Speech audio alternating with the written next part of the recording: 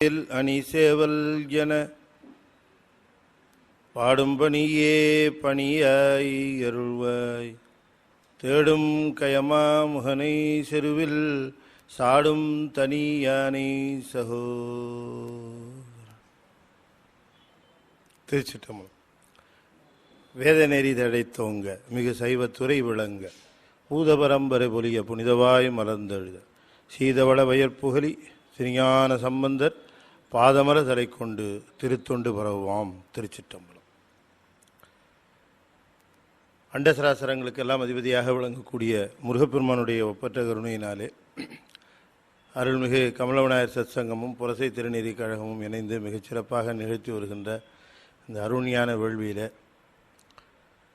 11ஆம் நாளான இன்று திருஞான சம்பந்த சுவாமிகள் அருளி செய்த பாசுரத்திலே 11வது பாடலை சிந்திப்பதற்கு திருவருள் கூட்டியிருக்கிறது. திருஞான சம்பந்த பெருமான் இந்த பதிகத்தை 10வது பாடலோடு நிறைவு செய்ததாக குறிப்பிடுகின்றார். 10 பாடல்களையும் அருளி செய்ததனுடைய நோக்கம் சிவபெருமானே உலகினுடைய முதற்பொருளாக விளங்குகிறவன், அவனே முழுமுதற் பொருள், பதிக்குரிய இலக்கணம் அவனுக்கு மட்டுமே உண்டு, கடவுள் ஒருவரே, அந்த கடவுளும் சிவபெருமான் என்கிற அந்த செய்திகளை நிலைநாட்டு முகமாக சைவ நெறியே நெறி, சைவ சமயமே சமயம் என்கின்ற கொள்கையை நிலைநாட்டு முகமாகத்தான் இந்த பாசுரத்தை அவர் அருளி செய்கின்றார். திருஞான சம்பந்த பெருமான் சமணர்களுடைய அடிப்படை கொள்கையான கடவுள் மறுப்பு கொள்கையை அறுத்தறிவதோடு அவருடைய வினை கொள்கைகளையும் தவறு என்று நிரூபிக்க வந்தவர்.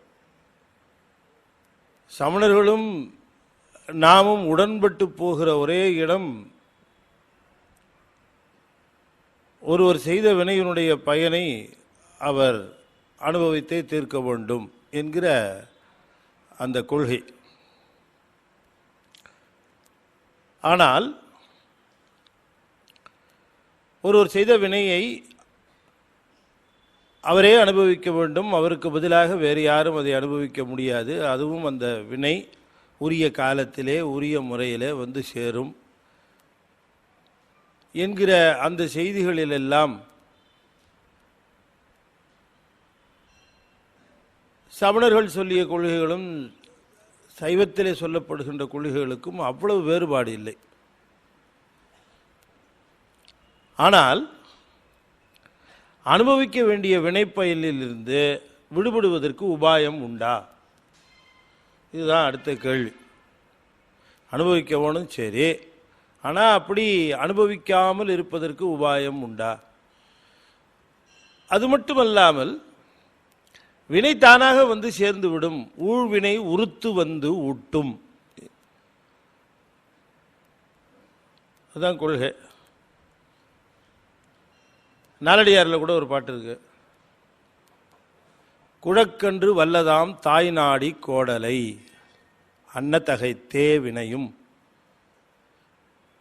எப்படி ஆயிரக்கணக்கான பசுக்கள் இருந்தாலும் கன்றுக்குட்டி தன்னுடைய தாய் பசுவை தேடி சென்று அடைந்து விடுமோ, அதுபோல வினையானது தான் யாரை சேர வேண்டுமோ மக்கள் கூட்டத்திலே போய் சேர்ந்து விடும் அப்படின்னு சொல்லியிருக்கிறாங்க.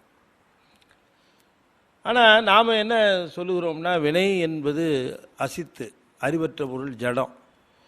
அது செய்த பொழுதே அது கெட்டுப்போகிறது. நான் அடிக்கடி சொல்கிறது போல, வினை என்பது செய்யப்படுகிற பொழுது அதற்கு இடப்படுகின்ற பெயர்.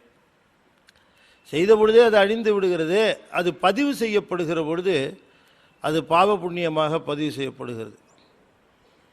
அனுபவத்திற்கு வருகிற பொழுது அது துன்ப இன்பமாக வருகிறது.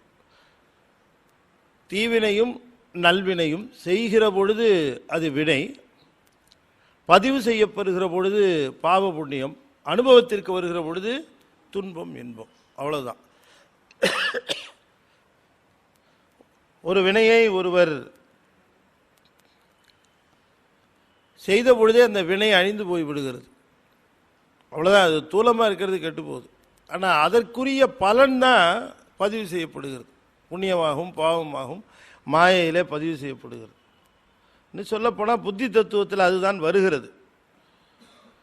அனுபவத்திற்கு வருகிற பொழுது அது துன்பமாகவோ இன்பமாகவோ விளைகிறது. ஆனால் உரிய காலத்திலே உரிய முறையிலே அந்த வினையை ஊட்டுவது யார்? வினை தானாக வந்து சேரும்னா அது எப்படி தானாக வந்து சேரும்? ஒரு பெரிய கேள்வி.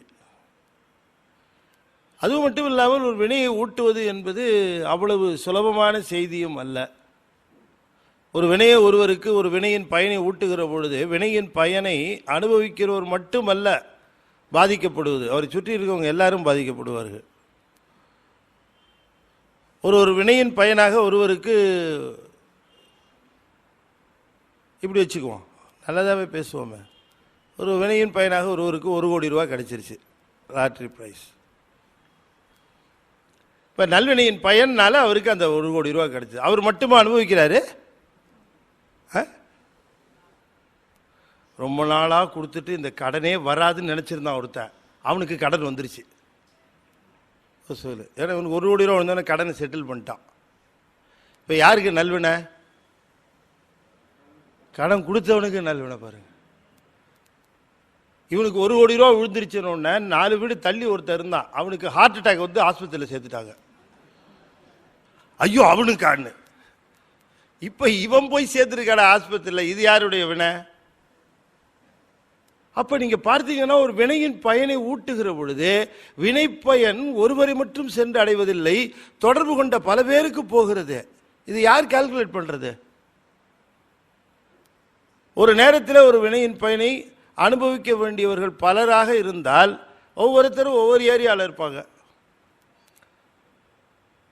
ஒருத்தர் திருநெல்வேலியில் இருப்பார், ஒருத்தர் மதுரையில் இருப்பார், ஒருத்தர் திருச்சியில் இருப்பார், ஒருத்தர் டெல்லியில் இருப்பார், ஒருத்தர் லக்னோவில் இருப்பார்.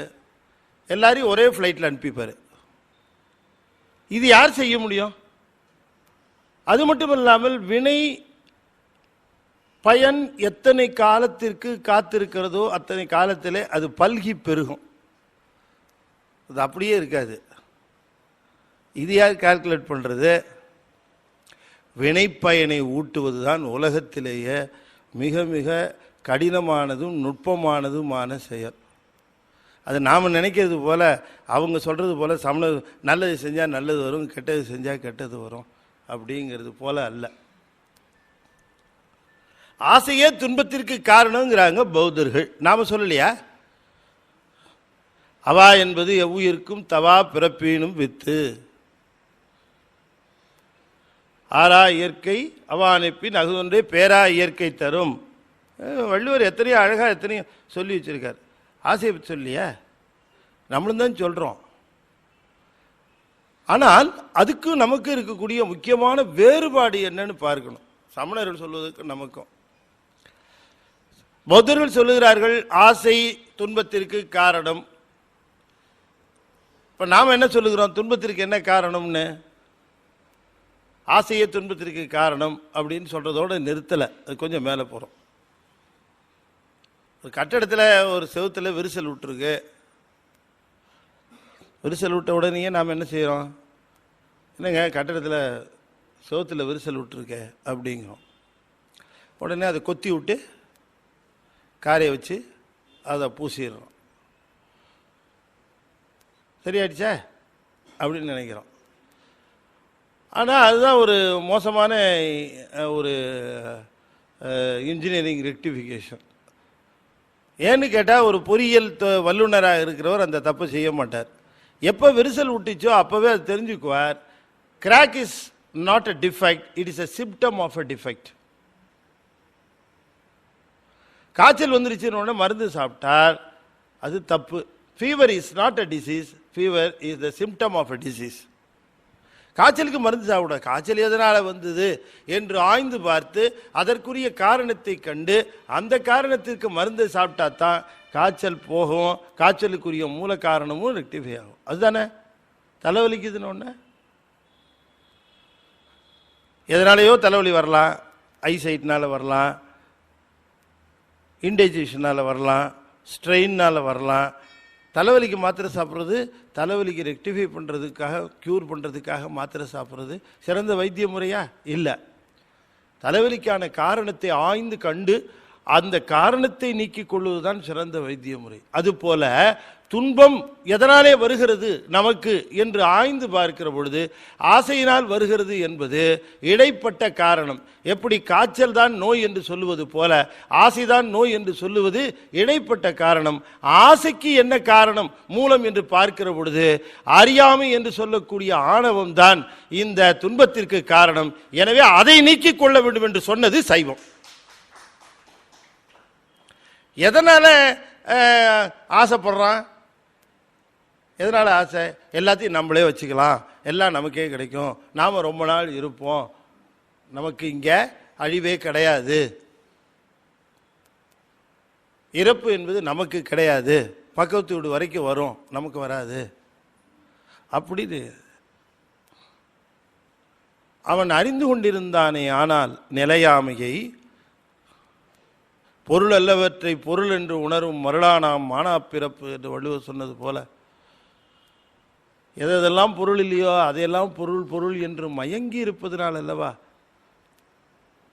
அதனால நாம ரொம்ப தெளிவா வச்சிருக்கிறோம் சைவத்தில். எப்படின்னு கேட்டா இருள், மருள், அப்புறம் அருள். எனவே இருளுக்கும் அருளுக்கும் நடுவே மருள் என்கிற ஒன்று உண்டு. இருளிலே இருந்த நம்மை இப்பொழுது மருளிலே திளைக்குமாறு செய்திருக்கிறார் இறைவன், உண்மைதான். ஆனால் இந்த மருளும் கூட எதற்காக என்று சொன்னால் அருளை பெறுவதற்குரிய, இந்த தெளிவை பெறுவதற்குரிய உபாயம்தான். திருஞான சம்பந்தர் இந்த 10 பாடல்கள் அதைத்தான் எடுத்து சொல்லுகிறார். இந்த உலகிற்கு சைவ சமய சாதனங்களை உலகிற்கு குருநாதராக எடுத்து காட்ட வந்தவர் நம்முடைய திருஞான சம்பந்த பெருமான். சிறிய குழந்தையா இருக்கிற பொழுது வீட்டில் வீறிட்டு அழுவாராம் சுவாமி. குழந்தையா இருக்கும்போது, அதான் 3.5 வயசுக்கு முன்னாடி குழந்தையா இருக்கும்போது அழுவாராம். அப்படி அழற பொழுது இந்த குழந்தை கொஞ்ச நாளில் அழுக நிறுத்திடும். அக்கம் பக்கத்தில் இருக்கவங்க பகவதி அம்மையாருக்கு சொன்னாங்க, முந்தானத்தோ அதில் அது முந்தன நாளோ தெரியல, உன் குழந்தை ரொம்ப வீறிட்டு கத்துனானே, கொண்டுட்டு போய் மந்திரிச்சிட்டு வர்றது தானே, ஏதாவது தாயத்தை கட்டுறது தானே அப்படின்னாங்களாம். சில குழந்தைங்களை பார்த்தீங்கன்னா கழுத்து முழுக்க தொங்கும். என்னன்னா நீட்டமாக ஒன்று, வட்டமாக ஒன்று, வளையமாக ஒன்று, அங்கே கழுத்தில் தொங்கா கூட பரவாயில்ல, கையிலெல்லாம் வேற பச்சை சிவப்பு மஞ்சள் கருப்பு எல்லாம் கயிறு, எல்லாம் திருஷ்டி கயிறு. அப்புறம் இடுப்பில் இல்லையா, இந்த குழந்தைக்கு மந்திரிச்சு கட்டின கயிறுங்களை அந்த குழந்தை வீட்டில் பாதி இருக்கும், அது அவ்வளோ கயிறுகளை கட்டிடு. அதே போலயே சொல்லியிருப்பாங்க போல இருக்கு பகவதி அம்மையார், குழந்தைய கூப்பிட்டு போய் திருஷ்டி கழி மந்திரிச்சிட்டு வாங்க. அந்த அம்மையார் என்ன பதில் சொன்னாங்களாம், சேக்கிடார் எழுதுறாரு, ஆருலவும் செய்ய சடையார் அருளினாலே பேரு உலகினுக்கு என வந்த பெரியவர்க்கு. யாரு? திருஞான சம்பந்தர் என்ன சொல்றாரு, சேக்கிடாரு பெரியவரம். அது இன்னும் அது பேசக்கூட ஆரம்பிக்கல. அது ஆருலவு செய்ய சடையர் அருளினாலே பேரு, பேருனா பாக்கியம், இந்த உலகிற்கே பெரும் பாக்கியம் என சிவபெருமானுடைய திருவருளினாலே வந்தவர் இந்த மண்ணுலகிற்கு. ஆருளவு செய்ய சடையர் அருளினாலே பேரு உலகினுக்கு என வந்த பெரியவர்க்கு வேறு பல காப்பும் மிகை என்று அவை விரும்பார். வேறு வகையான காப்புகள் எல்லாம் தேவையில்லை என்று பகவதி அம்மையார் சொன்னார்களா? சொல்லிட்டு என்ன செய்தாங்களா? நீரு நெற்றியில் அணிவித்து நிறைவித்தார். இந்த திருநீற்றை காட்டிலுமா ஒரு காப்பு உண்டு என்று திருநீற்றையே குழந்தைக்கு இட்டு மற்றவரிடம் சொன்னாராம், இதைவிட சிறந்த காப்பு இருக்க முடியுமா என்று நெற்றியிலே இட்டாராம் அந்த பகவதி அம்மையார். ஏன்னா திருநீற்றின் பெருமையை இந்த உலகிற்கு மந்திரமாவது நீரு வானவர் மேலது நீரு என்று அறிவிக்க வந்தவர் அல்லவா அவர். என்ன ஒருத்தர் கேட்டாரு, ஐயா மதுரைக்கு போனாரு திருஞான சம்பந்தர், பாண்டிய மன்னன் வெப்பு நோயினால இருந்தான். அப்புறம் அவனுக்கு இவர் திருநீர் இட்டார். அப்புறம் மந்திரமாவது நீர் பாடினார், வெப்பு நோய் நீங்கிச்சு அப்படின்னு சொல்கிறாங்களே ஐயா. ஆமாப்பா உண்மைதான் ஐயா. அவர் பாண்டியவனுடைய வெப்பு நோயை நீக்கினது மந்திரமாவது நீர் பதிகம் பாடியா இல்லை திருநீர் பூசியா? எப்படி கேள்வி கேட்குறாங்க பாருங்க. இன்னும் கேள்வி கொஞ்சம் சரியாக தான் தோணுது. அது கேட்குறப்ப அது கரெக்டாக கேட்குறாரு. ஐயா 2 நாளைக்குமா இல்லை மந்திரமாவது நீர் பதிகம் பாடினாலேயே போயிருக்குமா இல்லை திருநீரும் பூசணுமா? என்னங்கய்யா 2 ஏன் அப்படின்னு கேட்டார். மந்திரமாவது நீரும் பாடணுமா திருநீரும் பூசணுமா அப்படின்னு கேள்வி சரிதானே. ஆனால் உண்மை என்னன்னு நான் நீர் தரும் பேர் பதிகத்தில் சொல்லியிருக்கேன், அந்த சீடியில் இருக்கு.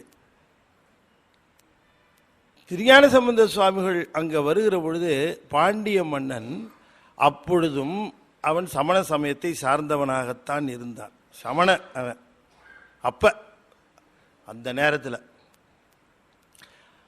ஆனால் மங்கையர்க்கரசியாருடைய அந்த வேண்டுகோளுக்கு இணங்கி, சரி இவர்களால் இந்த நோயை தீர்க்க முடியலையே, ஒருவேளை திருஞான சம்பந்த பெருமான் தீர்க்கலாமோன்னு அவனுக்கு ஒரு நம்பிக்கை லேசாக வந்தது. ஏன் அப்படி காரணம் சொல்லணும்ல அதுக்கு ஏன் வந்ததுன்னு. இந்த அம்மையார் சொன்னாங்க, சாமி இவங்கெல்லாம் மந்திரம் போட்டுக்கிட்டு இருக்காங்க, ஒன்றும் வேலைக்கு ஆகல. செய்ய வேணியர்வால் ஞானம் பெற்றவர் திருநோக்கு உற்றால் தீயை பிணியை அன்றி பிறவியும் தீரும் என்றார். சுவாமி அவர் பார்த்தா நோய் தீர்றது மட்டுமா, உங்க பிறவி நோயும் தீர்ந்து போமே சாமி அப்படின்னு. செய்ய வேணியர்பால் ஞானம் பெற்றவர், சிவபெருமான் கிட்ட ஞானம் பெற்றவர். அது அப்படியே திருப்பி போடுங்க, செய்ய வேணியர் ஞானப்பால் பெற்றவர். செய்ய வேணியர்பால் ஞானம் பெற்றவர், செய்ய வேணியர் ஞானப்பால் பெற்றவர். அது தமிழ் அப்படி ரொம்ப அழகா சேக்கிழார் சொல்லியிருக்கிறார். தீயை பிணிய என்று பிறவியும் தீரும் என்றார். உடனே திருஞான சம்பந்தன் இந்த அம்மா சொன்ன உடனேயே, அது செவிக்குள்ள நுழைஞ்ச உடனேயே ஒரு 2% ஒரு ரிலீஃப் தெரிஞ்சுதான் இவனுக்கு. இந்த ஞான சம்பந்தன் பேரை கேட்ட உடனே உடல்ல ஒரு மென்மையும் ஒரு சுகமும் தெரிஞ்சுதான். ஏன்னா பேர் கேட்கும் போதே இப்படின்னா அவரே வந்தா எப்படி ஆகும்னு நினைத்து பார்த்து சரின்னு ஒத்துக்கிட்டாலாம். சரின்னு ஒத்துக்கிட்டது அதுக்கு தான், அந்த பேருக்கு இருக்கக்கூடிய பெருமையை பாரு. நாளைய தினம் இவங்க 2 பேரும் பேசுன அந்த உரையாடலை நாளைய தினம் நம்ம பார்க்க இருக்கிறோம். ஏன்னா அது ரொம்ப முக்கியமான இடம். பாண்டியன் ஞானசம்பந்த பெருமானை பார்த்து கேட்கிற கேள்வியும் சுவாமி சொல்லுகிற பதிலும் அப்படி ஒரு ஞான உரையாடல் எங்கும் பார்க்க முடியாது. அப்படி அற்புதமாக சுவாமி செய்திருக்கிறாங்க. சேக்கிழார் நமக்கு கொடுத்த பெருங்கொடை அது. சரின்னு வர சொல்லியாச்சு, வந்துட்டார். வந்ததுக்கு பிறகு அவருக்கு தலைமாட்டு பக்கத்தில் சீட்டு போட சொன்னார். அவர் உட்கார்ந்தாருங்க. சாமி உட்கார்றாரு, குதிக்கிறானுங்க எல்லாரும். அப்போதான் இவனுங்க ஒரு ஐடியா பண்ணானுங்க, ஆளுக்கு பாதியாக பிரிச்சுக்கிட்டு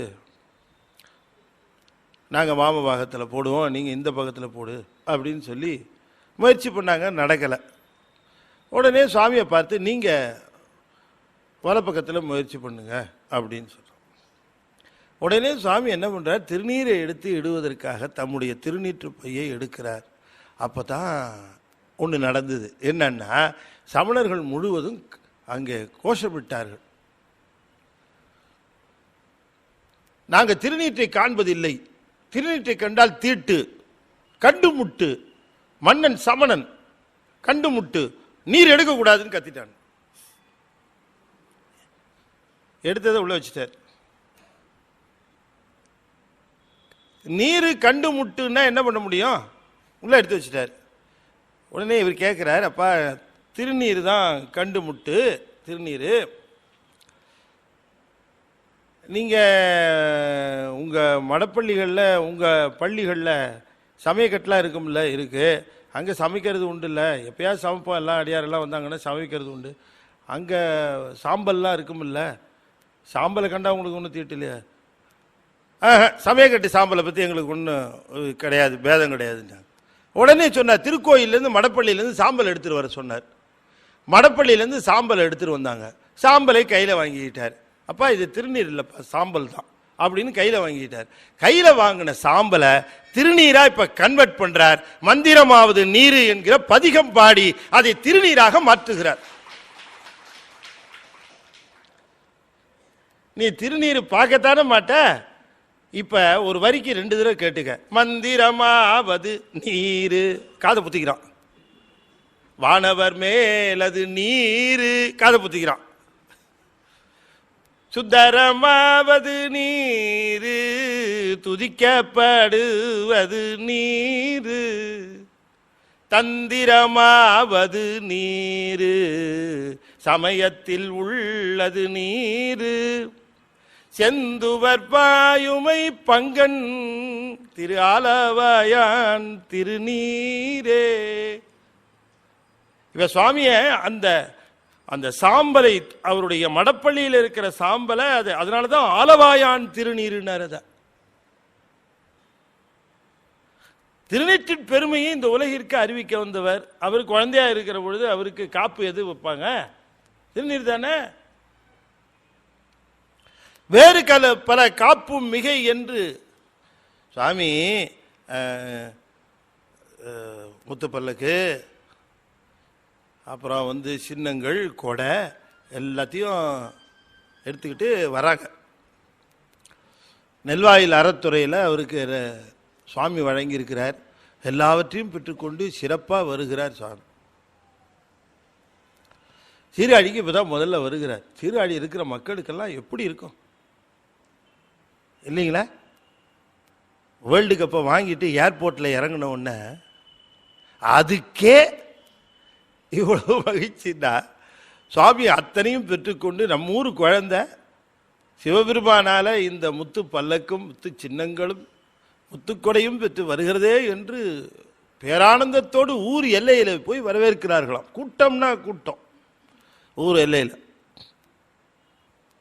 அட்டமங்கல பொருள்களை எடுத்துக்கொண்டு அந்த மறைக்குல மகளிரெல்லாம் அந்த எல்லையில் கூடியிருக்கிறார்களாம். நீதி மறைக்குல மகளிர் நிறைகுடமும் மணிவிளக்கும் முதலாயுள்ள நீதிமறை குலமகளிர் நெருங்கியத்த. அவர்களெல்லாம் அந்த ஊர் எல்லையில் இருந்து அட்டமங்கல பொருள்களை எடுத்துக்கொண்டு சுவாமியினுடைய அந்த பல்லக்கிலிருந்து இறங்கின உடனேயே அவருடைய திருவடியில் வைத்து வணங்குகிறார்களாம். அந்த கூட்டத்துக்கு நடுவில் ஒரு அம்மையார் இப்படி வந்தாங்களாம். அவங்கள பார்த்து கொஞ்சம் இடம் விட்டாங்களாம். அவங்க எல்லாரும் சிறப்பான பல தட்டுகள் வச்சுருந்தாங்களாம். இந்த அம்மையார் கொண்டு போய் ஒரு தட்டு வச்சாங்களாம். என்னது இவ்வளோ முக்கியமாக கொண்டு ஒரு தட்டு வைக்கிறாங்களா, அதில் என்ன அப்படி சிறப்பான பொருள் இருக்குது பார்க்கலான்னு எல்லாம் பார்த்தா அதில் வேற ஒன்றும் இல்லையா, சுவாமியினுடைய திருநீர் நிறையா இருந்துதான்.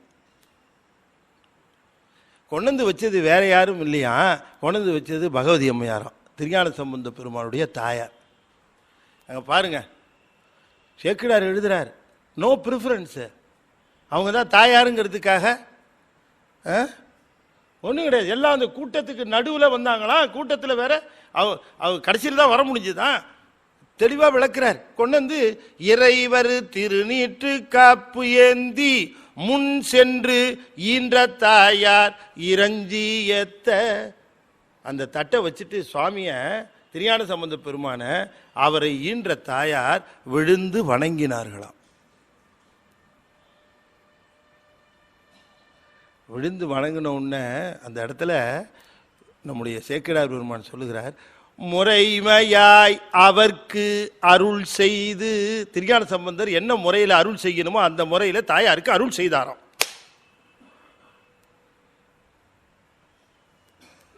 அப்ப திருஞான சம்பந்த பெருமானுடைய நிலை என்னன்னு நாம பார்க்கணும். முறைமையாய் அவர்க்கு அருள் செய்து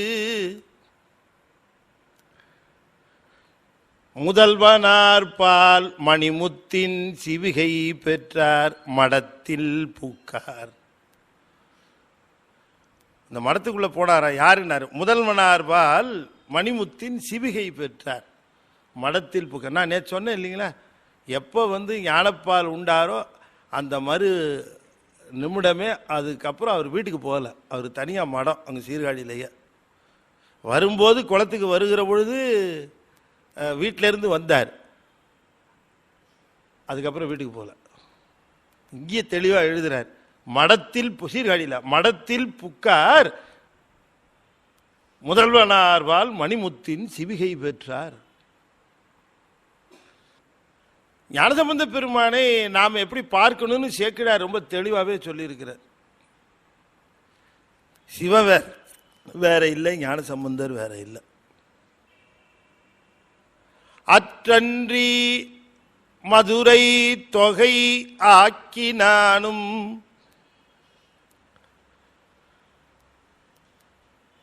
தெற்றன்றி தெய்வம் தெளியார் கரைக்கு ஓலை தென்னீர் பற்றின்றி பாங்கதிர் விரவும் பண்பு நோக்கில் பெற்றொன்று உயர்த்த பிரான் பெருமான் பெருமானும் அன்றே. 11வது பாட்டில் இதைத்தான் சொல்லுகிறார். 10 பாடல்களில் அந்த நிகழ்ந்த சைவ சமய நெறியினுடைய தத்துவங்களையும் உண்மைகளையும் சிவமே பதி என்கிற கொள்கையையும் நிலைநாட்டிய திருஞான சம்பந்த பெருமான் 11வது பாட்டில் என்ன நிகழ்ந்ததுன்னு சொல்லுகிறார். மதுரை தொகையாக்கி நானும், மதுரை சங்கத்தை வைத்தவன். 2 பேருக்கும் எடுத்துக்கலாம், பாண்டியனுக்கும் எடுத்துக்கலாம், சிவபெருமானுக்கும் எடுத்துக்கலாம். அவனும் சங்கம் அமைத்து தமிழாய்ந்தவன் என்று சேக்கிழாரும் பல இடங்களில் சொல்லுகிறார். எப்பவுமே பாண்டியர்களை சொல்லுகிற பொழுது அவருடைய மூதாதையர்கள் சங்கம் வைத்தவர், அதனால எல்லா பாண்டியர்களையுமே சங்கம் வைத்தவர் என்று சொல்லுவது மரபு. அதுபோல இங்கே மதுரையில சங்கம் வைத்தவன் இவன். தெற்றென்று தெய்வம் தெளியார் கரைக்கு ஓலை. இது நமக்கு அந்த நிகழ்ந்த நிகழ்வுக்கு திருஞான சம்பந்த பெருமான் பதிவு செய்து வைத்திருக்கிற செய்தி. தெற்றென்று தெய்வம் தெளியார், சமணர்கள் கடவுளை தெளியாதவர்கள், கடவுள் இல்லை என்கிற கொள்கையை உடையவர்கள், தெய்வத்தை தெளியாதவர்கள். செய்வானும் செய்வினையும் அதன் பயனும் சேர்ப்பானும் என்று சொல்லக்கூடிய அந்த சேர்ப்பான் என்று சொல்லக்கூடிய ஒன்று இருக்கிறதே, அந்த 4வது நிலையை உணராதவர்கள், தெளியாதவர்கள் சமணர்கள். பாண்டியனும் அங்கே இருக்கிறான், சமணர்களும் அங்கே இருக்கிறார்கள். ஒருவன் தெளிந்து இருக்கிறான், மற்றவர்கள் தெளியாமல் இருக்கிறார்கள். தெளிந்தவர்களுக்கு தெளிவுபடுத்துவதற்காக சமயத்தினுடைய கொள்கைகளை சொன்னவர், தெளியாமல் இருக்கிறவர்கள் கரைக்கு ஓலை. அவர்கள் போட்டிக்காக எல்லையாக வகுத்த இந்த நீரிலே ஏட்டை எழுதி விடுதல் என்று சொல்லக்கூடிய அந்த போட்டிக்கு எல்லையாக இந்த ஏட்டை எழுதி விட்டதை குறிப்பிடுகின்றார். இது ஒரு அகச்சான்று. அப்படி ஒரு போட்டி நிகழ்ந்தது, அப்படி ஒரு வாதம் நிகழ்ந்தது என்பதற்கான ஆதாரமாக பாசுரத்திலேயே நம்முடைய திருஞான சம்பந்த பெருமான் குறிப்பிடுகின்றார். கரைக்கு ஓலை. கரை என்று சொன்னால் எல்லைன்னு அர்த்தம். அவர்களுடைய இதுதான் முடிவு. ஏன்னா ஏற்கனவே சுரவாதம் முடிஞ்சிருச்சு, அனல்வாதம் முடிஞ்சிருச்சு, இனிமேல் வாதம் நாங்கள் செய்ய மாட்டோம், இதில் நாங்கள் தோத்தோம்னா கழுவில் எரிக்கிறோன்னு அவங்களே சொல்லிட்டாங்க. அதனால கரைக்கு ஓலைன்னாரு. அந்த அந்த எல்லையினுடைய முடிவாக விளங்கக்கூடிய ஓலை தென்னீர் தெளிந்து ஓடக்கூடிய அந்த நீரிலே பாங்கு எதிர் பற்றின்றி பாங்கெதிர் பிறவும் பண்பு நோக்கில். அப்படி அந்த ஓலையானது அப்படி அந்த வைகை நதி பெருக்கெடுத்து வருகிறதா, அதை எதிர்த்து செல்லுகிறதா இந்த ஏடு. அது எப்படி எதிர்த்து செல்லுகிறதுன்னாரு. எப்படி எதிர்த்து செல்லுகிறது அப்படின்னாரு, இந்த உலக ஓட்டமானது மிக வேகமாக ஓடிக்கொண்டிருக்கிறது. ஆனால் பற்றற்ற மனம் கொண்டவர்கள் இந்த உலக ஓட்டத்தை எதிர்த்து எதிர்நீச்சல் எப்படி போடுகிறார்களோ அப்படி அந்த ஓலை போனதுன்னாரு திருஞான சம்பந்த பெருமான். இல்லையா, போகிற ஓட்டத்தில் நாமும் சேர்ந்து தான் போக வேண்டியிருக்கிறது, எங்கே எதிர்நீச்சல் போட வேண்டியிருக்கு. எல்லாம் அப்படித்தான் சார்.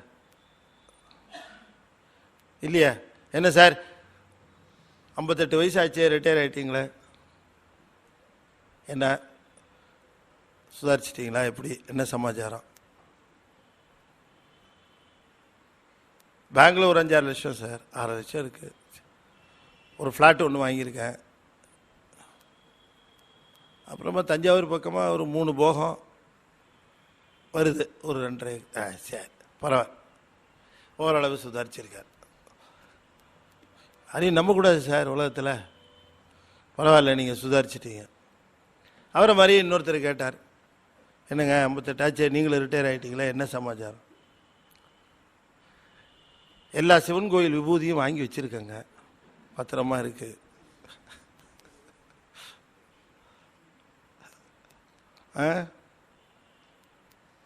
திருமுறை எல்லாம் நம்ம வீட்டில் எங்கே பார்த்தாலும் திருமுறை புத்தகங்கள் தான், எப்பவும் தேவாரம் தான், சாமி படம் தான் நம்ம வீட்டில். ஏங்க ரிட்டையர் ஆனால் என்ன சேர்த்துருக்கீங்க கேட்டால் இதெல்லாம் சொல்லிட்டு இருக்கிறீங்க. இல்லைங்க, இதுதான் சிவன் அருள் தான் நான் சேர்த்த சொத்து அப்படின்னா உடனே அவர் என்ன சொல்லுவார்னு நீங்கள் நினைக்கிறீங்க? ஏமாந்துட்டார, பைத்தியக்காரன் ஆயிட்டார. அப்படித்தானே உலகம் நினைக்கும். திருமூலர் போய் கேட்டாங்க, சாமி சிவம் எங்கே இருக்குது, தயவு செய்து எங்களை போட்டு குழப்பாமல் கரெக்டாக சொல்லுங்கன்னு கேட்டாங்க. தெளிவாக நீங்கள் சொல்லணும், சிவம் எங்கே இருக்கிறது அதை சொல்லுங்கள். நீங்கள் என்னப்பா உனக்கு நீ கேட்குற கேள்வியை பார்த்தா கட்டன்றைட்டாக சொல்கிறேன், அப்படி தானே? ஆமாம், நான் சொல்கிற ஒரே இடத்துல தான்ப்பா இருக்கார், தெரிஞ்சுக்கிட்டார். என்ன எங்கே இருக்கிறான்னு சொல்கிறதுக்கு முன்னாடி எங்கெங்கெல்லாம் இல்லைன்னு சொல்லிடுறேன் முதல்ல அப்படின்னு ஆரம்பித்தார். கூடத்து உளானலன், கோபுரத்து உளானலன், மாடத்து உளானலன், மண்டபத்து உளானலன், கோயிலின் உளானலன், வேடத்து உளானலன். எப்ப சேர்ந்தாரு பெரியார் கட்சியில் இவரு? இதைத்தானே நாங்களும் சொல்லிட்டு இருக்கிறோம். எங்கதான் இருக்கிறார் அவரு? இல்லாத இடம்லாம் சொன்ன, வேட்கை விட்டார் நெஞ்சின் மூடத்துளே உளான் ஒருவன். எங்க இருக்காருன்னா வேட்கை விட்டார், எல்லா ஆசைகளையும் விட்டாரே, அவருடைய நெஞ்சிலே இருக்காருன்னு சொல்ல, நெஞ்சின் மூடத்துளே உளான்னாரு. இப்ப சொன்ன கொஞ்ச நாளைக்கு முன்னாடி பைத்தியகாரத்தனமா விட்டாரு, இப்படி ஏமாந்து போயிட்டார் அப்படின்னு யாராவது சொன்னா அந்த ஏமாந்தத்தனத்துல தான் இருக்கிறான் அவன். அப்ப நாம உலகத்திலே சாமர்த்தியம் சதுரப்பாடு என்று எண்ணிக்கொண்டிருக்கிறோமே, அதிலே அவன் இல்லை. எதை நாம உலகத்தில் ஏமாளித்தனம் என்று எண்ணுகிறோமோ அதில் இருக்கிறான். ஏன் அப்படி சொன்னார் அப்படின்னு சொல்லுகிற பொழுது நாம் அதில் உற்று நோக்க வேண்டும். அற்றது பற்றடில் உற்றது வீடு. எப்படின்னு கேட்டா, நாம we cannot sail in 2 boats at the same time. அதுதானே தீரி. ஏதாவது ஒன்றை தேர்ந்தெடுத்துக்கணும். ஒன்று நோக்கம் அருள் நோக்கம், இல்லையா பொருள் நோக்கம். சார் அதுவும் கொஞ்சம் வேணும் இதுவும் கொஞ்சம் வேணும் அப்படிங்கிறது துவக்க காலத்தில் வேணால் சரியாக இருக்கலாம். ஆனால் போக போக போக இந்த பொருள் என்பது வாழ்க்கையிலே பொருளற்றதாக போக அருள் என்பதே நோக்கமாக அமைவதுதான் வாழ்க்கையினுடைய நோக்கத்திற்கு நிறைவிற்கு சரியான முடிவாக அமையும். அது இங்கேயும் சொல்லுகிறார், பற்றின்றி பாங்கு எதிர் விரவும் பண்பு நோக்கில். சிவன் மேல அன்பு வந்ததுக்கு அப்புறம் நான் அடிக்கடி சொல்லுவேன் வழக்கமாக, இப்போ நம்ம சிவன் மேலே ரொம்ப அன்பு இருக்குன்னு நம்ம சொல்லுகிறோம், அதை சொல்கிறதையும் நம்புகிறோம். சிவன் மேலே உண்மையிலேயே எவ்வளோ அன்பு இருக்குன்னு நாமே செல்ஃப் ஆடிட்டிங் பண்ணிக்கலாம், கண்டுபிடிக்கலாம். அதுக்கு நான் ஒரு உபாயம் சொல்லுவேன் அடிக்கடி. இங்கே இருக்கிறவங்களுக்கு 1-2 பேருக்கு தெரியாமல் இருக்கலாம், அதனால திரும்பவும் அதை சொல்லலான்னு நினைக்கிறேன். இப்போ நம்ம சிவன் மேலே நான் எவ்வளோ அன்பு வச்சுருக்கிறேன் அப்படி கண்டுபிடிக்கிறதுக்கு ஒரு உபாயம் இருக்குது. To you want to know that? சரி, நீங்கள் என்ன பண்ணணும், முதல்ல தனியாக ஒரு ரூமில் உட்காந்துக்கணும். யாரும் உங்களை தொந்தரவு பண்ணக்கூடாது, அதுக்காகத்தான், வேறு ஒன்றும் இல்லை. அதில் ஒரு வெள்ளை பேப்பர் எடுத்துக்கணும். வெள்ளை பேப்பர் எடுத்து அந்த வெள்ளை பேப்பரில் உங்களுக்கு ரொம்ப பிரியமானவர்கள் அப்படிங்கிற பேரெல்லாம் எழுதிடணும். ஒருன்னு பேரை எழுதணும். இந்த பக்கத்தில் உங்களுக்கு பிரியமான பொருள்கள், ஒன்று சித்து இன்னொன்று அசித்து இல்லையா? பிரியமானவர்களுக்கு ஆரம்பிக்கிற பொழுது ஆரம்பிக்கும், மனைவிலேருந்து அப்படியே ஆரம்பித்து ஒன்றுன்னா வந்து பேரம் பேத்தி எல்லாருக்கும், உலகத்தில் அத்தனைக்கும், வீட்டில் இருக்க நாய்க்குட்டியிலேருந்து பூனைக்குட்டியிலேருந்து எல்லாத்துக்கும் வந்துடும். அது அப்படியே எல்லா ரீதியும் எழுதிடணும். கடைசியாக ஒன்றையும் விடக்கூடாது. அதனால நீங்கள் தனியாக உட்காந்து எழுதுங்கன்னு சொன்னேன். இந்த பக்கமாக நம்ம அன்பு வச்சிருக்கிறது, நம்ம ஸ்கூட்ரு, நம்ம பேனா, நம்ம பென்சிலு, நமக்குன்னு இருக்கிற எத்தனையோ பொருள்கள், உயிரற்ற பொருள் மேலே நம்ம ரொம்ப, சில பேர் சில பை மேலே ரொம்ப அன்பு வச்சுருப்போம். இந்த பையை தொட்டுட்டா போதும், யாருக்கிட்ட தொட்ட இந்த பையை, அதை எடுத்து அப்படி சும்மா பத்திரமா வச்சு, அது மேலே அப்படியே என் உயிரே இந்த பையில் தான். இந்த மந்திரவாதிக்கெல்லாம் உயிர் எங்கேயோ கிளிகிட்ட இருக்குப்பாங்க 7 மலை தாண்டி, இவனுக்கு உயிர் இந்த பையில் இல்லையா? சில பேருக்கு பேனா, என் உயிரை கேளுங்க சார் தரேன், ஆனால் இந்த பேனாவை தரமாட்டேன் அப்படின்னு கொள்கை வச்சிருக்கவங்களாம் கூட உண்டு. சரி, இப்படி எழுதிக்கணும். எழுதிட்டு இப்போ என்ன பண்ணணும், மனசாட்சிக்கு விரோதம் இல்லாமல் பர்சன்டேஜ் ஆஃப் லவ், இவங்களுக்கு எவ்வளோ பர்சன்டேஜ், இவங்களுக்கு எவ்வளோ பர்சன்டேஜ், இவங்களுக்கு எவ்வளோ பர்சன்டேஜ்னு அன்பை நீங்கள் போட்டுகிட்டே வரணும். 20%, 15%, 10%, 9%, 8%, 7%, 6%, கடைசியில் நாய்க்குட்டிக்கு வரும்போது அது 3%, 2%. சில பேர் நாய்க்கு 45% போட்டு வீட்டுக்காரருக்கு 5% போட்டிருப்பாங்க. அதனால தான் நீங்கள் ரகசியமாக போடுங்கன்னு, நம்மளை யாரும் நம்ம எவ்வளோ பர்சன்டேஜ் போடுறோம் யாரும் தெரிஞ்சிடக்கூடாது. இப்படிலாம் பர்சன்டேஜ் போட்டுடணும். போட்டுட்டு இப்போ உயிரற்ற பொருளுக்கு வரணும். உயிரற்ற பொருளுக்கு வந்தோடனே அதுக்கும் பர்சன்டேஜ் போடணும். பேனா மேலே எவ்வளோ அன்பு, இதுக்கு மேலே எவ்வளோ, எல்லாத்தையும் போடணும். மொத்தமாக எல்லாத்தையும் கூட்டுனா 100க்குள்ளே வரணும். அதுதான் கணக்கு. 100% ஒன்று இருக்கு, அதை நீங்கள் டிஸ்ட்ரிபியூட் பண்ணியிருக்கீங்க உங்கள் அன்பை 100%. அப்படின்னா இந்த 100% டிஸ்ட்ரிபியூட் பண்ணதை இத்தனைக்கு போட்டால் 100க்குள்ளே இருக்கணும். அது இருக்காது, எனக்கு நல்லா சத்தியமாக தெரியும். அது ஒரு 400-500% போயிடும். அது அப்புறமா அதை கட் ஷாட் பண்ணி கொண்டு கிண்டு அப்படி பண்ணி அதை 100க்குள்ளே கொண்டு வந்து இல்லையா, கொண்டு வந்து முடிச்சுட்டு இப்போ பார்க்கணும் நீங்கள் இதில் 100% எல்லாத்துக்கும் கொடுத்ததுக்கப்புறம் பாக்கி 100லேருந்து கழிக்கணும். கழித்து மீதி இருந்தால் அதுதான் நாம் சிவனுக்கு கொடுக்குற அன்பு. கழித்து மீதி வருங்கிறீங்க. நான் சொல்கிறது உங்களுக்கு வேடிக்கையாக இருக்கலாம், நீங்கள் வேணால் ஜஸ்ட் ட்ரை யுவர் ரிட்டர்ன், உங்கள் முயற்சியில் நீங்கள் பண்ணி பாருங்களேன். நம்ம அன்பு செத்து பார்த்தா அவருக்கு ஒன்றுமே இருக்காது கடைசியில். ஆனால் வாய் நிறைய அவரை சொல்லிக்கிட்டே இருப்போம். ஆனால் உண்மையாக நம்ம அவருக்கு எவ்வளோ போர்ஷன் ஆஃப் லவ் அவருக்கு நம்ம தரோம் அப்படிங்கிறத பார்க்கிற பொழுது அது அவருக்கு தெரியாதா? அவருக்கு தெரியாதுன்னு நினைக்கிறீங்க? அதனால தான் சுந்தரமூர்த்தி சாமி சொன்னார், பொய்யாய் உன்னை புகழ்வோர் புகழ்ந்தால் அதையும் மெய்யாய் கொள்வானே. எப்படி சொன்னார் பாருங்க. கும்புரம் அத்தனை சாமி நீதான், உலகம் எல்லாம் நீதான், அனைத்தும் நீயே, ஆனாய் நீயே. இந்த லிஸ்ட்ல பேரே வரல இன்னும் அவனுக்கு. உலகம் நீயே, உயிரும் நீயே எல்லாம் நீயே அப்படின்னு சொல்றதோட சரி. பொய்யாய் உன்னை புகழ்வார் புகழ்ந்தால், இவன் அது பொய்யா புகழ்ந்தா கூட சொல்றானே இல்லையா, அது சொல்றானே அதுக்காவது எடுத்துக்கணும் இல்லை அப்படின்னு நினச்சிக்க வரான். அதையும் பொருளாய் அதையும் கணக்கில் சேர்த்துக்குவானா. இப்போ இத்தனை பேர் மேலே அன்பு செலுத்துறோம் இல்லை, அப்போ சிவபெருமான் என்ன சொல்லுவானா, நீ எல்லாத்து மேலேயும் அன்பு செலுத்து, ஏதாவது ஒன்று டெலீட் ஆச்சுன்னு வச்சுக்க அதை எனக்கு கூட அப்படின்னு கேட்பானா.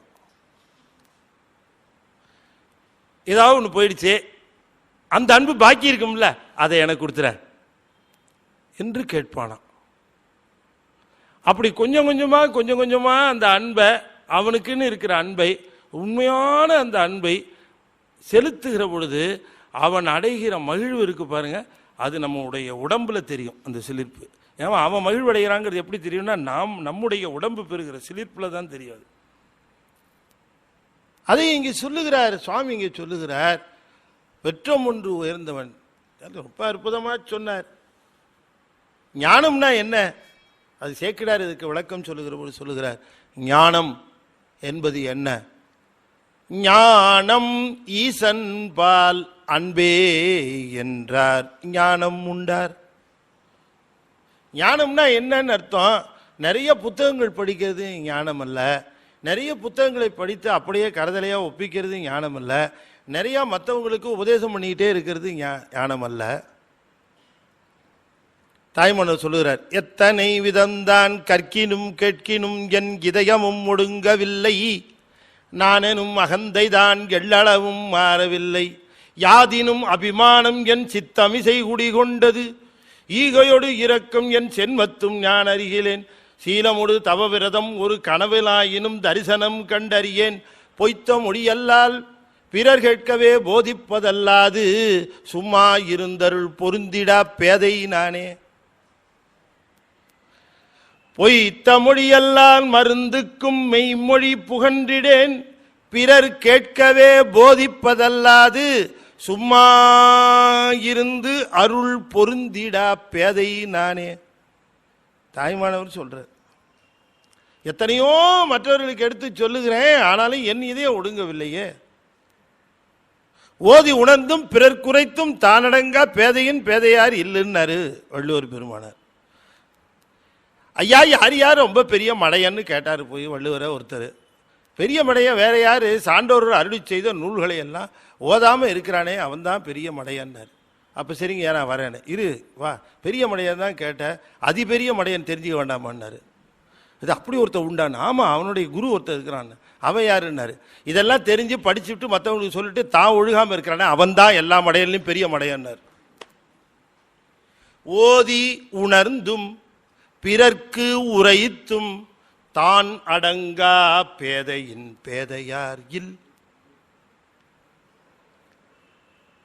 இல்லாட்டி நித்தியமா தினந்தோறும் ஆனந்தாக்கள் உருவாகிட்டு இருப்பாங்களா சொல்லுங்க நீங்க.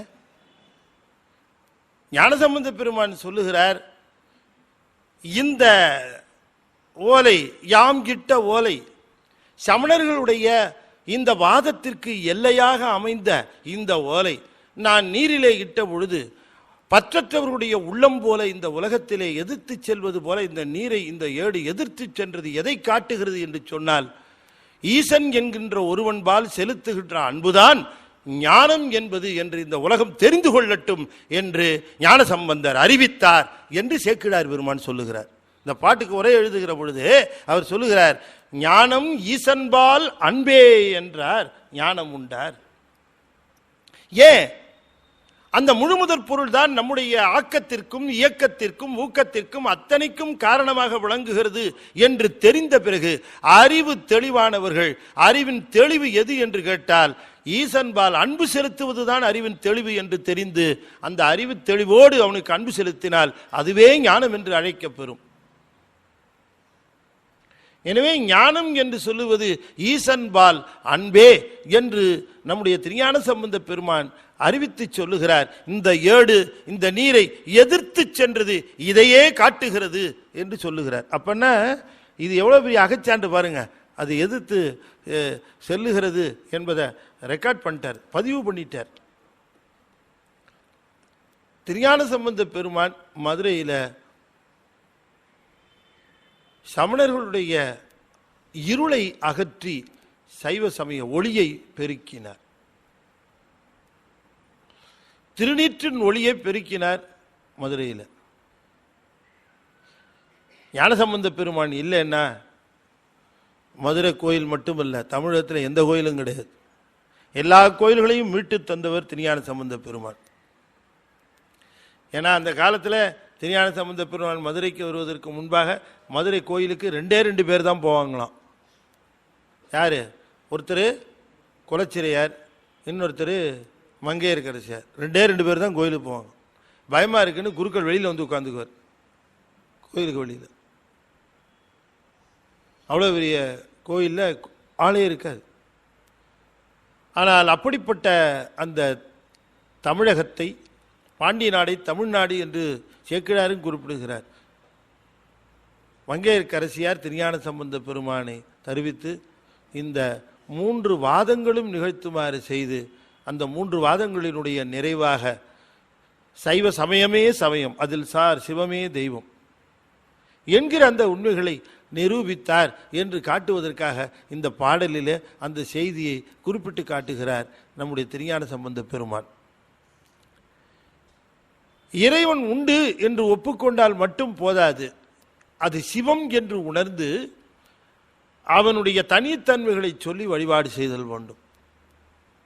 அதனால தான் சிவபெருமானை வழிபாடு செய்கிற பொழுது கடவுளே, முழுமுதற் பொருளே, இறைவனே என்று பொதுவாக வழிபாடு செய்வதை காட்டிலும் தரையில் பிறையை அணிந்தவனே, செஞ்சடையானே, எலும்பும் கபாலமும் அணிந்தவனே, அறவும் கங்கணமாக பூண்டவனே, சாம்பர் பூசியவனே, பிறைச்சந்திரனை அணிந்தவனே என்றெல்லாம் அவனை அடையாளங்கள் சொல்லி வழிபாடு செய்ய வேண்டும். இதைத்தான் சொல்லுகிறார். பொது நீக்கி தனை நினைய வல்லார்க்கு அருந்துணை ஆயினானை என்று அப்பர் சுவாமி சொல்லுகிறார். அவனை வழிபாடு செய்கிற பொழுது பொது நீக்கி வழிபாடு செய்யணும். ஏனென்று சொன்னால் அவனுடைய தனித்தன்மை, அவனுடைய தனி சின்னங்கள் வேறு எந்த கடவுளருக்கும் கிடையாது. எந்த கடவுளருக்கும் இல்லாத அந்த தனிமை, அந்த தனிப்பட்ட சின்னங்களை உடையவனாக சிவபெருமான் விளங்குவதனாலே அவனே தனி கடவுளாக விளங்குகிறான். அப்படிப்பட்ட இறைவனுடைய அடையாளங்களை சொல்லித்தான் வழிபாடு செய்து. அதனால தான் திருமூலர் ஆரம்பிக்கிற பொழுது சொல்லார், சிவனுடன் ஒக்கும் தெய்வம் தேடினும் இல்லை, அவனோடு ஒப்பார் இங்கும் யாவரும் இல்லை, புவனம் கடந்தன்று பொன்னொழி மின்னும் தவணச் சடைமுடியான் தாமரையானே என்று சடைமுடியை அவர் வியந்து போற்றுகிறார். நம்முடைய திருஞான சம்பந்தர் தோடுடைய செவியன், விடை ஏறி ஓர் தூவன் மதிசூடி, காடுடைய சுடனை பொடி பூசி, என் உள்ளங்கவர் கள்வன், ஏழுடைய மலரால் முனைநாள் பணிந்தெத்த அருள் செய்த பீடுடைய பிரமாபுரம் மேவிய பெம்மான் இவன் பித்தா பிறைசூடி பெருமானே அருளாளா, எத்தான் மறவாதே நினைக்கின்றேன் மனத்துண்ணே. அப்ப இந்த அடையாளங்களை சொல்லி வழிபாடு செய்வதுதான் சிறந்த முறை. அதனால தான் நம்முடைய திருமுறைகளில், தேவாரங்களில், பாடல்களில் அடையாளங்களை சொல்லி சொல்லி வழிபாடு செய்கின்ற முறை. பொது நீக்கி வழிபாடு செய்தல் வேண்டும். சிவனுக்கே உரிய வழிபாடு. என்ன ஒரு இதுன்னா, அவர்கள் சமணத்தில் கூட அருகனை போற்றுகிற பொழுது சிவன் என்றே அழைப்பார்கள். அதுதான் அங்கே ஒரு பெரிய சமாச்சாரம். அதனால தான் சிவன்னா இது என்ன, சமணத்தில் சொல்லப்படும் அருகனையே சிவன் என்று அழைப்பார்கள். என்ன, சிவன்கிறது பொது பெயர். அதனால தான் அடையாளம் சொல்லி அழைக்கப்படுகிற பொழுதுதான் அது இங்கே சைவத்தில் இருக்க சிவனை குறிக்கிறதுன்னு தெரியும். சிவனுக்குரிய சிறப்பு பெயர்களில் சில பெயர்கள் மற்றவர்கள் கொள்ள முடியாது. அது மாதிரி பெயர்களை சொல்லி அழைப்பது நம்முடைய திருமுறை ஆசிரியர்களுக்கு. அதனால தான் சிவன்கிற பெயரை ரொம்ப அதிகமாக மணிவாசகர் தான் எழுதியிருப்பார். சிவன்கிற பெயரை ரொம்ப ரேராக தான் திருமுறைகளில் பார்க்க முடியும். அந்த சிவன் என்கிற அந்த பிரயோகம் இருக்கிறதே, அது ரொம்ப ரொம்ப குறைவாக இருக்கும். திருவாசகத்தில் அவர் அதிகமாக செய்வார், இதில் இருக்காது. அவருக்கே உரிய தனி தன்மையான அந்த திருப்பெயர்களை சொல்வார்கள். விகிர்தன், நினைத்த மாத்திரத்திலே நினைத்த வடிவம் கொள்ளக்கூடிய வல்லமை உடையவன், விச்சதின்றியே விளைவு செய்யக்கூடிய வல்லமை உடையவன். அதனால விகிருதன். அவனுக்கு ஒரு தனி பேர் கபிலன். கபிலன்னா நம்ம சிவபெருமானுடைய பெயர். கபிலர் யார் தெரியுமா? கபிலர் 11ஆம் திருமுறையில் நம்முடைய திருமுறை ஆசிரியர்களில் ஒருவர். கம்பன் யார் பேர் நினைக்கிறீங்க? சிவபெருமான் பேர் ஏகம்பன். கம்பன் சிவனுடைய பெயர். கம்பனுடைய அப்பா ரொம்ப சிறந்த தீவிர சிவபக்தர். அவர் பேர் வச்சாரா இல்லை கம்பனே பேர் வச்சார்? அம்பிகாபதின்னு தானே பேரு. அப்ப மிகச்சிறந்த அந்த பெயர்கள் கபிலன் என்கிற பெயர். கபிலன்கிறது என்ன அர்த்தம் அப்படின்னா, அந்த அந்த சிகப்பு கருமை இரண்டும் கலந்த நிறத்துக்கு கபில நிறம்னு பேர். இந்த வெள்ளையும் இருக்கும் கருப்பும் இருக்கும். வெள்ளையும் கருப்பும் கலந்ததுக்கு கபிலம். மாடுகள்லாம் கபில நிறம்ல மாடும்பாங்க. அது சிவப்பும் கருப்பும், கருப்பு சிவப்போ அல்லது கருப்பு வெள்ளையோ கலந்துருக்கிறது கபிலன்னு பேர். சிவபெருமானுக்கு ஒரு பக்கம் அம்பாள் கருப்பாக இருக்காளாம், இன்னொரு பக்கம் திருநீர் பூசி இவர் வெள்ளையாக இருக்கிறாராம். ரெண்டும் கலந்து இருக்கிறதுனால அவனுக்கு கபிலன்கிற பேர் ரொம்ப சிறப்பான பெயராக விளங்குகிறது சிவபெருமானுக்கு.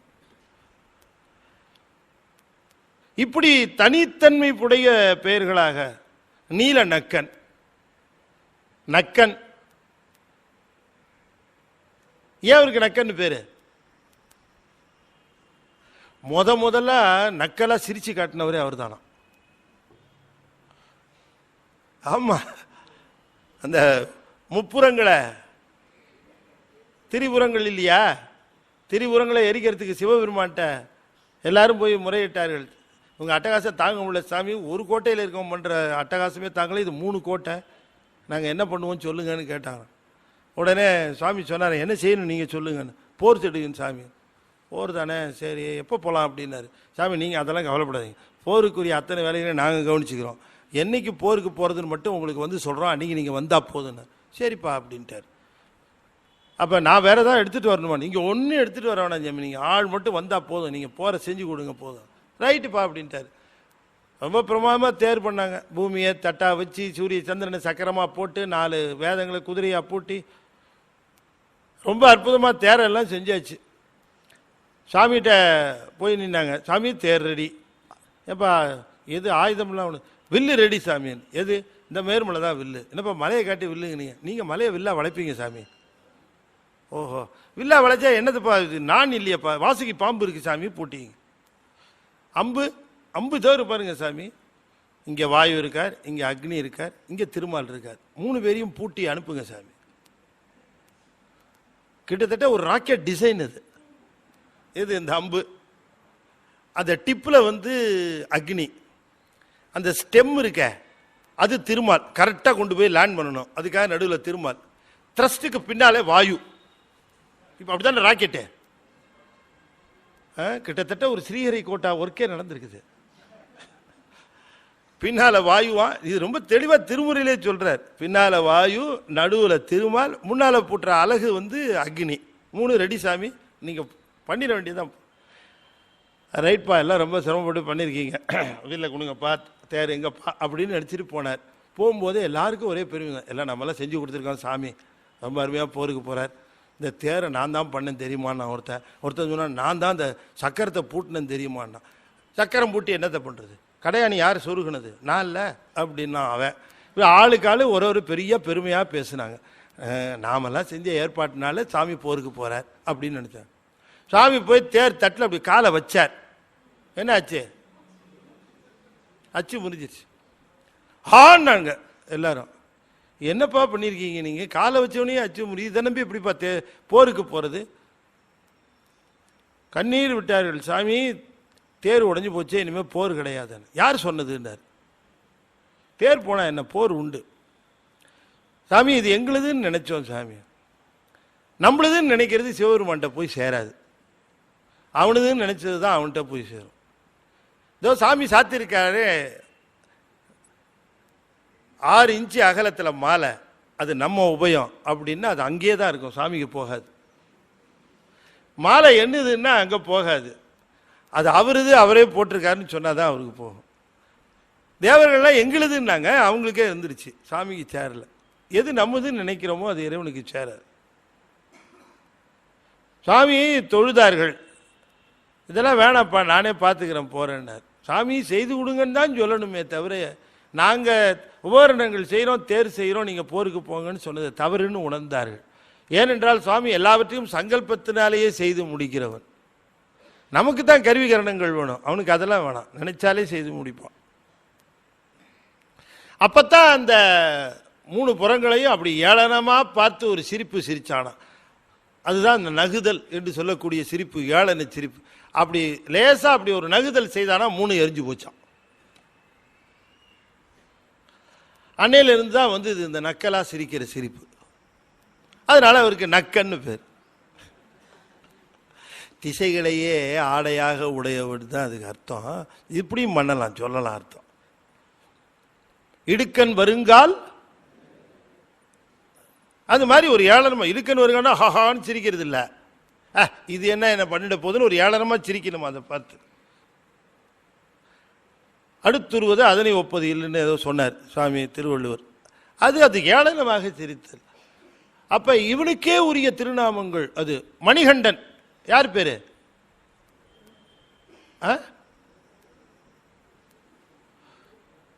பல பேருக்கு எவ்வளவு சந்தேகம் பாருங்க. சொல்றதா வேண்டாமா? யார் பேரு மணிகண்டன்? சிவன் பேரு மணிகண்டன், கருமையான கண்டம் உடையவன் அப்படின்னு அவன் தான் பேரு. என்ன ஆச்சுன்னா அவன் பேரை எல்லாம் இரவல் வாங்க போக கடைசியில் சிவபெருமானுக்கு இரவல் பேர் வர ஆயிடுச்சு. எல்லா திருநாமும் சிவனுக்குரியனவே தான். கேட்டால் கொடுத்துட்றாரு சாமி. சரி உனக்கு பிடிக்குதா வச்சுக்க அப்படின்னு கொடுத்துட்றாரு. எத்தனை தெய்வங்கள் இருந்தாலும் சிவன் ஒருவன் தான் கடவுள், மற்றதெல்லாம் சாயா கடவுள், அவ்வளோதான். அதை நிலைநாட்டினார் இந்த பாசுரங்களில். அதைத்தானே நாமளும் இந்த 11 நாளாக நிலைநாட்டினோம். இந்த கடந்த 11 நாட்களாக நாம திருஞான சம்பந்தருடைய இந்த பாசுரத்தை சிந்தித்தோமே. எதை நிலைநாட்டினோம்? சைவ சமயமே சமயம், அதில் சார் சிவமே தெய்வம். அந்த உண்மைகளை நிலைநாட்டுவது தான் இந்த பாசுரம். அதைத்தான் இங்கே 11 நாளாக நாம் சிந்தித்தோம். நாளைய தினம் நிறைவு நாள். 12வது பாடலில் திருக்கடை காப்பாக சில அற்புதமான செய்திகளை அருளி செய்திருக்கிறார். நாளைய தினம் இங்கே நாம் நிகழ்ச்சியை 6:45 துவங்க இருக்கிறோம். தயவுசெய்து நீங்கள் நம்பித்தான் ஆக வேண்டும்.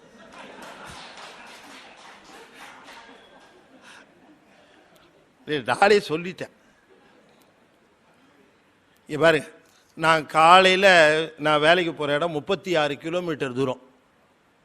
36 கிலோமீட்டர் தூரத்து வேலைக்கு போயிட்டு திரும்ப சாயந்தரம் 36 கிலோமீட்டர் ட்ராவல் பண்ணி நான் கல்லூரியிலேருந்து இங்கே வந்து சேர்றதுக்கு 5:50 ஆகிடுது. என்னை கொண்டு வந்து உதயம் தேட்டரில் கொண்டு வந்து விடும்போது 5:50, சில சமயம் 6 கூட ஆகிடும். நான் அவசரமாக போய் அந்த யூனிஃபார்ம் எல்லாம் கழட்டி போட்டு மஃப்டியில் இப்படி வந்து இதெல்லாம் மாற்றி முகம் கழுவி எல்லாம் பண்ணி நான் உடனே வண்டியை எடுத்து எவ்வளோ வேகமாக நான் கிளம்பணும்னு நினச்சாலும் கூட, அதற்குன்னு உரிய டயத்தில் கிளம்பி வந்தாலும் கூட, ஒரு என்ன முயற்சி, நான் காப்பி குடிக்கிறேன்னா என்ன குடிக்கிறேன்னா இல்லை இங்கேருந்து எதோ கொடுக்குறாங்கன்ட்டு முயற்சி செய்தாலும் கூட 6:30 மணிக்கு முன்னால் கிளம்ப முடியல. ஒரு 1/2 மணி நேரமாவது தேவைப்படுது.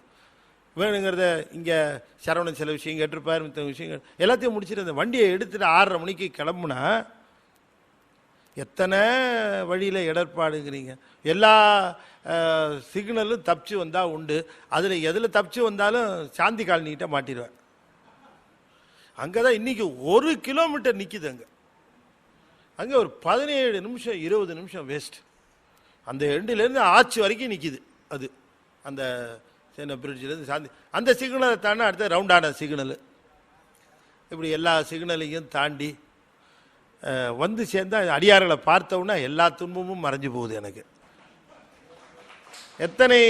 எத்தனை இடர்பாடுகள் கொண்டு வந்தாலும் நான் தினம் காலையில் ஒரு 5 மணிக்கெல்லாம் எழுந்திருக்க வேண்டியிருக்கு, 5:30 எழுந்திருக்க வேண்டியிருக்கு.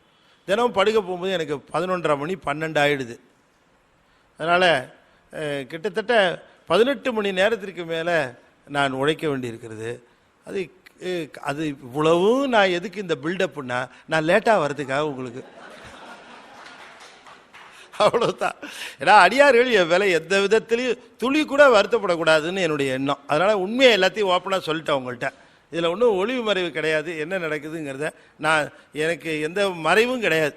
ஏன்னா அடியார்கள் ஒரு அடியார் கூட நினைக்கக்கூடாது, என்ன சார் இப்படி லேட்டாக வராரு, 7:30 7:35 வராரு, 7 மணிக்குன்னு போட்டிருக்காங்களே அப்படின்னு ஒரு அடியார் கூட மனசு நோகக்கூடாது. அதனால் நான் உண்மையை சொல்லிடுறேன். நான் இதுதான் சமாச்சாரம். இதனால தான் லேட்டாக வரும். எனக்கு உங்களை விட ரொம்ப ஆசை 7:10 7:05 வந்து உங்களை ஆச்சரியப்படுத்தணும்னு எனக்கு ரொம்ப ஆசை. ஆனால் நாளைய தினம் நான் வேறு மாதிரி பிளான் பண்ணியிருக்கேன். அதனால் இங்கே ஒரு 6:45 நிகழ்ச்சியை துவங்கலான்னு சரவணன் சொல்லியிருக்கிறாங்க. அதுவும் ரொம்ப தயங்கி ஐயா உங்களால் முடியும்னா நாங்கள் அனௌன்ஸ் பண்ண மாட்டோம், நீங்களே பண்ணிடுங்க ஐயான்ட்டார். அவர் எவ்வளோ ஜாக்கிரதை, உஷார் பேர் விழிக்கிறீங்க. சரவண சமயத்தில் ரொம்ப உஷார். ஐயா எத்தனை மணிக்கு ஆரம்பிக்கலான்னு. சரி 6:45 வேணா ஆரம்பிக்கலாமே, அது நீங்களே சொல்லிடுங்க ஐயா அப்படின்ட்டு. நாளைக்கு அவரை போய் யாரும் கேட்க மாட்டாங்க, நீ தடையா சொன்னிட்டு அப்படின்னு உஷாராக சொல்லிட்டார். இருந்தாலும் நாளை தினம் 6:45 ஆரம்பிக்கும். நிறைவு நாளுங்கிறதுனால 6:45 நாம் துவங்கி ஒரு 5-10 நிமிஷம் முன்ன சில செய்திகள், சில முக்கியமான அறிவிப்புகள்லாம் செய்ய வேண்டியிருக்கிறதுனால நாளை தினம் நாம் நிறைவு செய்வோம் என்று சொல்லி நிறைவு செய்யும் முகமாக 5 எழுத்தை 5 முறை ஓதுவேன். அன்பர்கள் உடன் ஓத வேண்டும் என்று திருவடி பணிந்து வேண்டிக் கொள்கின்றேன். ஓம் நமச்சிவாய. ஓம் நமச்சிவாய. ஓம் நமச்சிவாய. ஓம் நமச்சிவாய. ஓம் நமச்சிவாய. தென்னாடுடைய சிவனே போற்றி. வெற்றிவேல் முருகனுக்கு. திருச்சிற்றம்பலம்.